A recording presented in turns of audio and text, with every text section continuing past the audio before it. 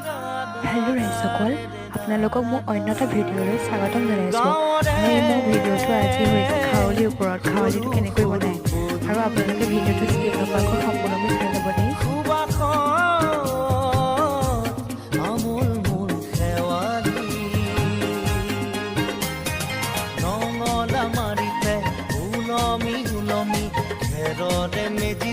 চুচৰি বাগৰি লুকা ভাকু দৰা কইনা আৰু কত খেল আছে খেলি সৰু ল'ৰা ছোৱালী